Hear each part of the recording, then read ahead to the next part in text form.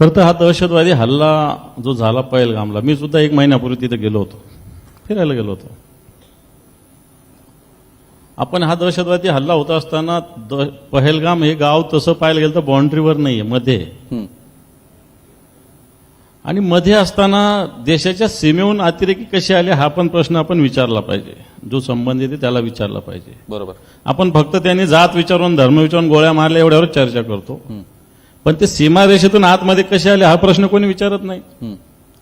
जिथं घटना घडलेली तिथं खालून पायी जावं लागतं किंवा घोड्यावर जावं लागतं. बरोबर. 2.5-3 तास लागतात, रस्ता सोपा नाहीये.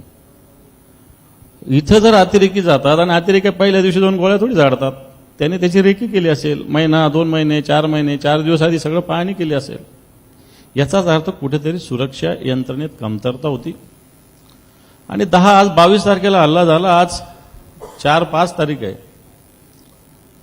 रोज आपले वेगवेगळे मंत्री वेगवेगळे घुसून मारू, ईट का जवाब पत्थर से देंगे, चून चून के मारेंगे, रोज गोष्टी चालू आहे.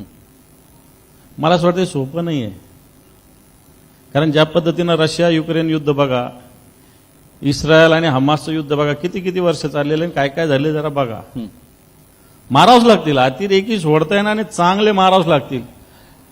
पण 12 दिवस झाले देशाची एवढी यंत्रणा अजून अतिरेकी सापडले नाही. याच्यावर पण विचार केला पाहिजे देशातील जनतेनं. 12 दिवस झाले अजून अतिरेकी सापडत नाहीत, 27 जणाला मारून जातात आणि आपण चर्चा फक्त हिंदू म्हणून मारले मुसलमान म्हणून मारले एवढंच करतो.